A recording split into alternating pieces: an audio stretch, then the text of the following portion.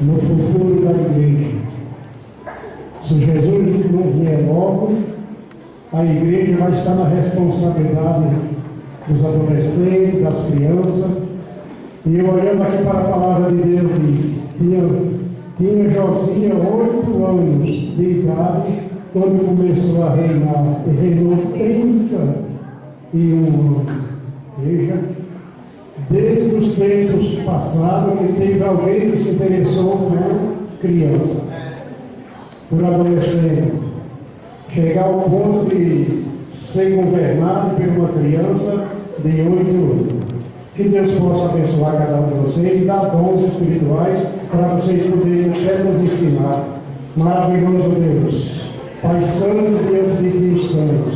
Senhor, aqui estamos reunidos, Pai, para nós juntos glorificar o Teu nome e agradecer a Ti, meu Deus, pela vida desses adolescentes. Também pela vida do meu Marco, da irmã Rosa, que tem lutado em favor, meu Deus, dessas crianças, desses adolescentes. Também, Senhor, agora pedimos ao Pai que nos abençoe o pastorzinho, que tem dado a oportunidade para esse trabalho acontecer. Pedimos ao Pai que nos abençoe todos que aqui comparecerem nessa noite. Peço, meu Deus, em favor do Teu servo, o pastor Cláudio, que estará transmitindo a Tua palavra, para dar graça e sabedoria dos altos do céu, para que cada um de nós venha sentir a Sua presença através da mensagem. Eu te peço e te agradeço em nome de Jesus. Amém, Jesus. Amém.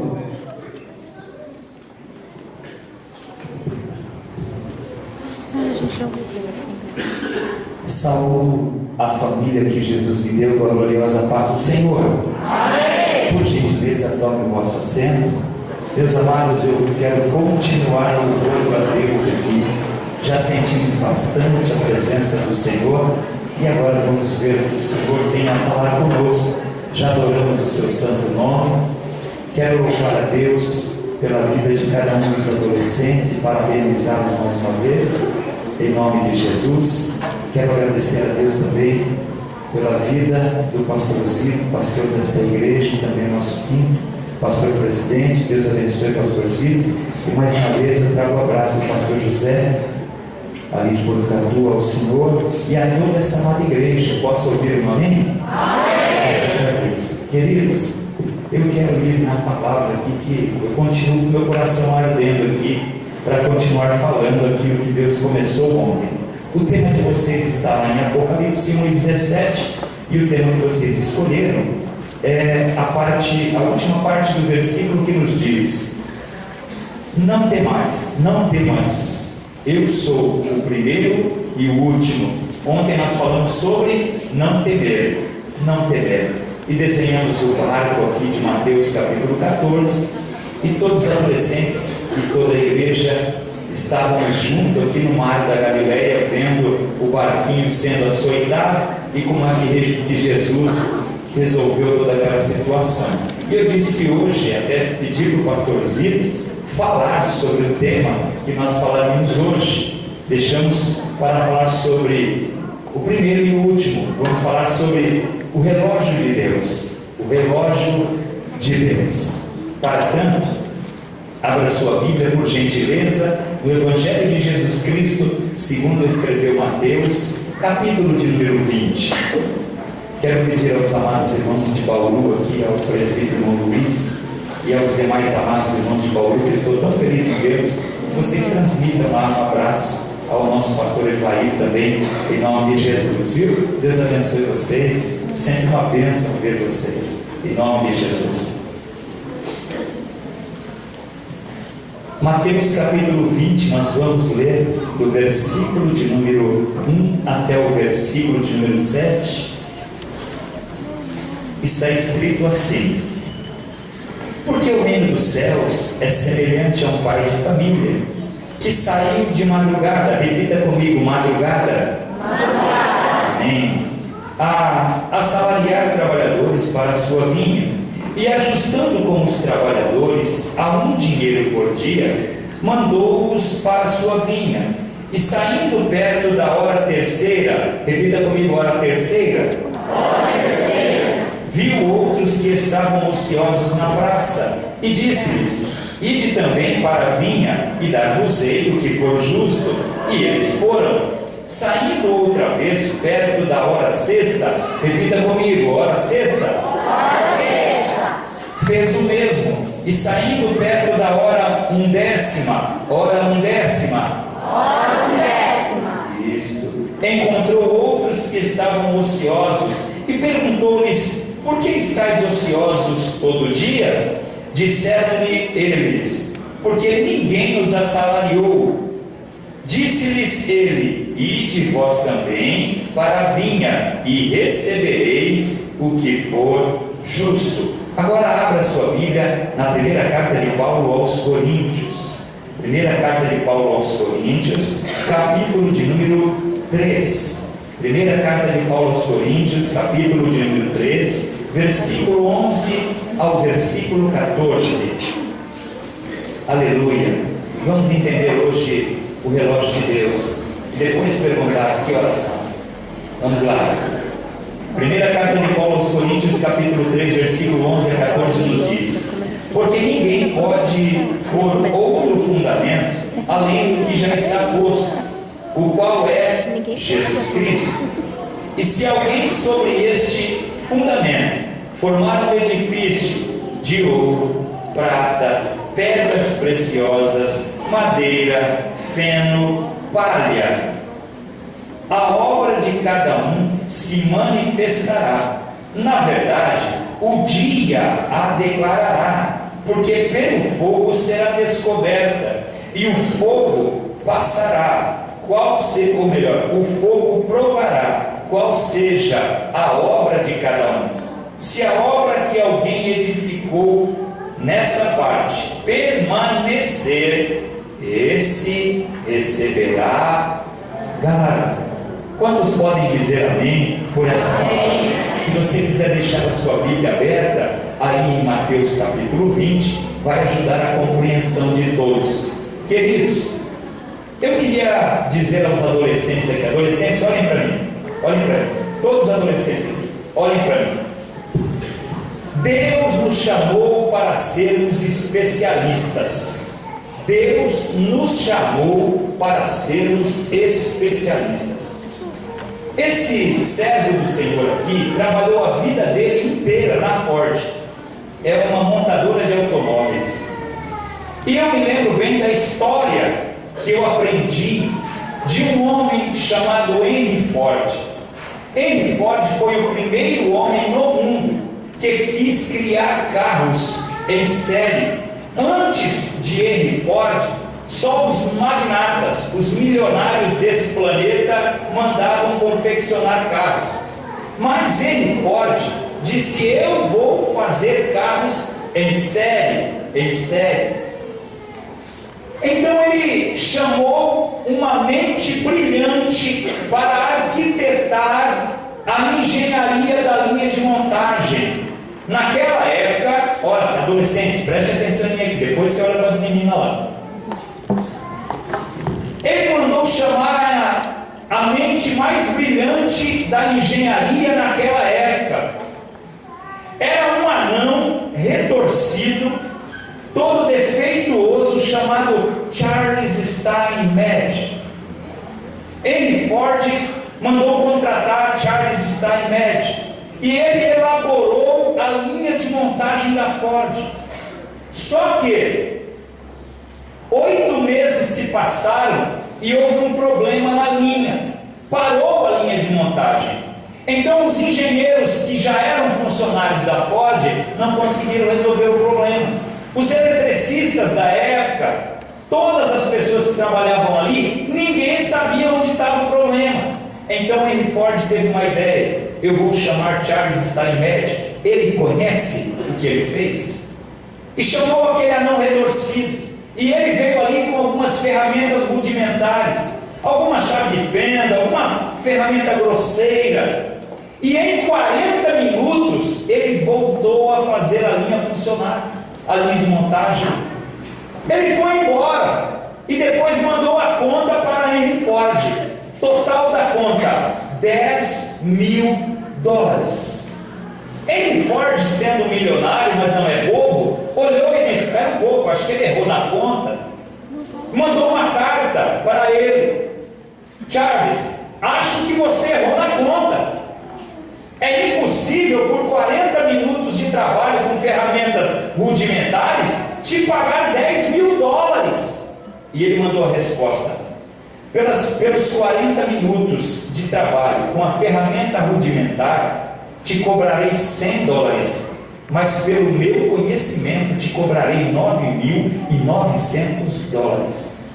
Henry Ford era um milionário e pagou dando risada, porque sabia que estava lidando com alguém que era especialista no que fazia.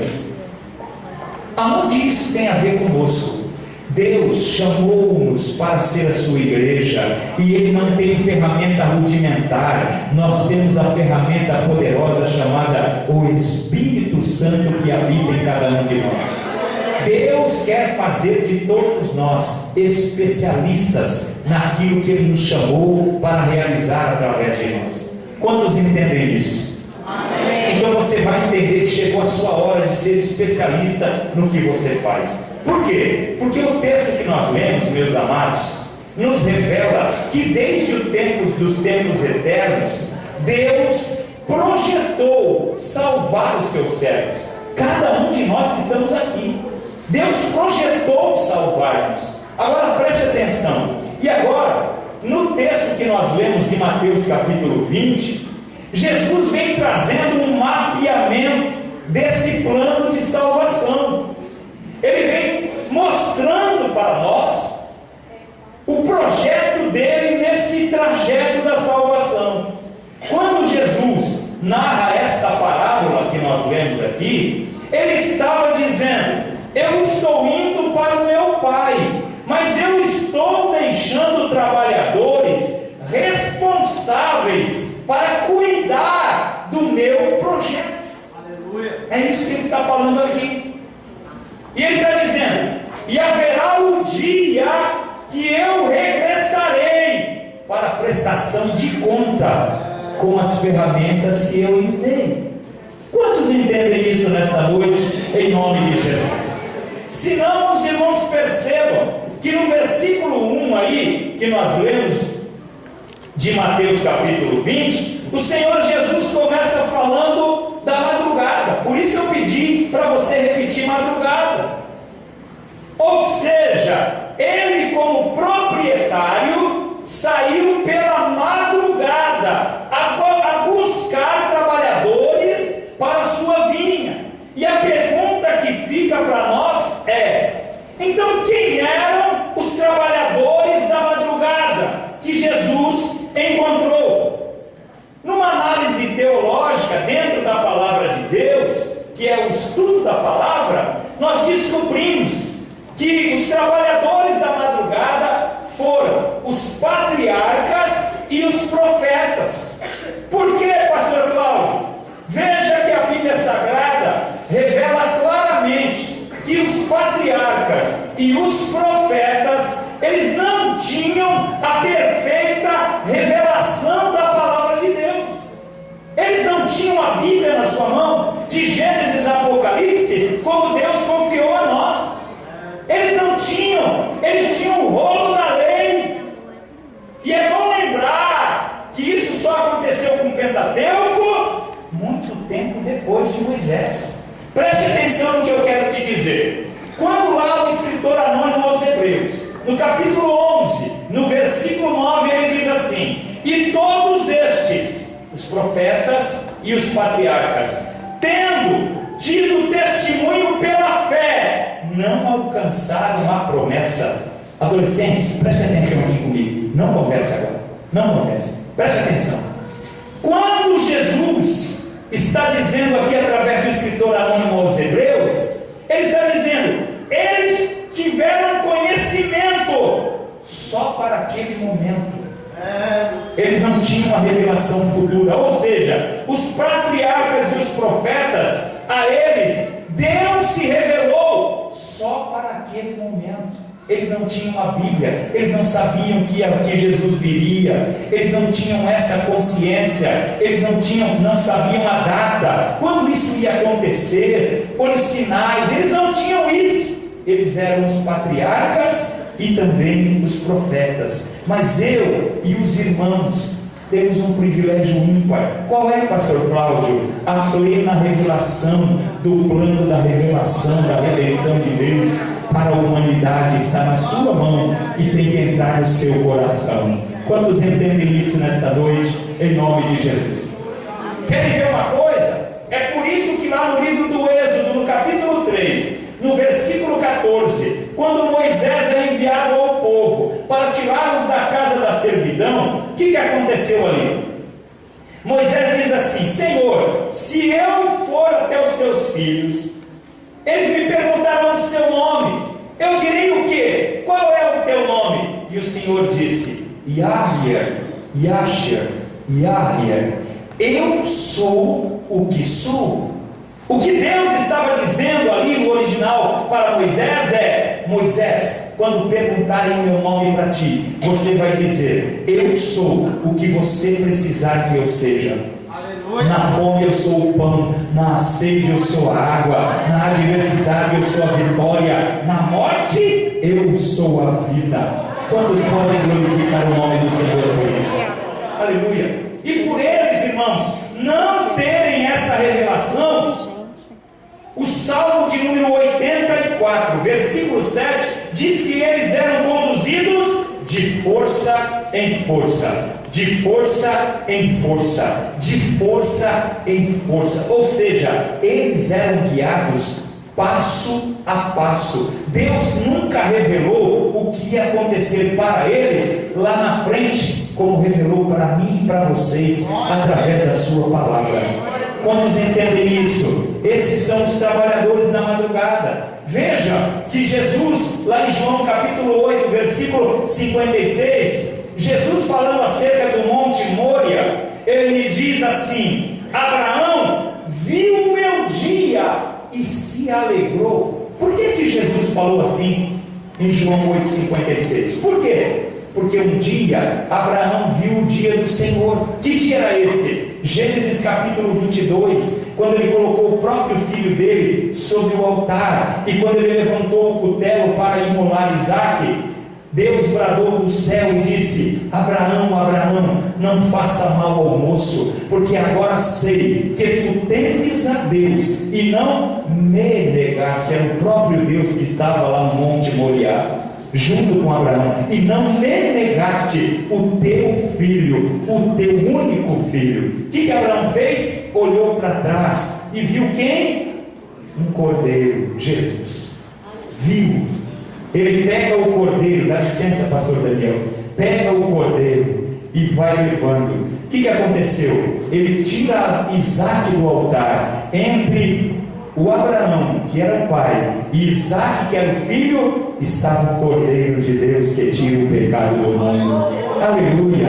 Abraão viu o meu dia e se alegrou. Era isso que Jesus estava dizendo. O que Jesus estava dizendo era: quando Abraão levantou Isaque, ele viu Jesus ressurgindo dos mortos. Sai, Isaque, daí. Ele viu Jesus ressurgindo dos mortos. Mas Abraão entendeu? Não. Por quê? Porque ainda era a madrugada do projeto de Deus. Era madrugada. Por isso eles não conseguiram compreender. Veja que eles não entenderam este plano de tal forma que a Bíblia diz em João 1:11: ele veio para o que era seu, não é os seus. Nós lemos errado. Não está escrito ele veio para os seus. Não, lá está escrito ele veio para o que era seu. O que era dele? A minha cruz, a tua cruz. Aproveita que ele levou as nossas dores lá naquela cruz e deu a vida para nós, e glorifique o santo nome dele. Você que está aqui nesta noite, ele veio para o que era seu. Aí ele diz: mas os seus, os judeus, não o receberam. Não o receberam. Era a madrugada. Mas veja, o versículo 3 nos diz que ele saiu perto da hora terceira. Repita comigo: aqui nasceu o dia.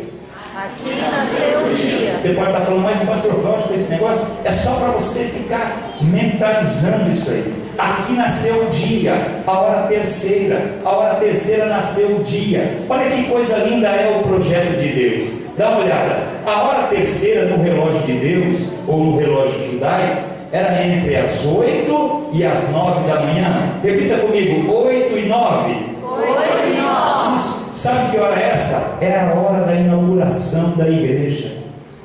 Hora da inauguração da igreja. Saímos da madrugada, amanheceu o dia. Preste atenção que coisa linda que Deus me mostrou aqui. É quando o plano da redenção deixa de descansar sobre Israel e agora vai sobre os gentios. Muito obrigado, meu amado.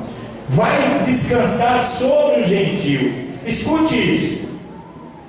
Quando Jesus faz isso, descansa agora, sai de cima dos judeus e vai para um outro povo.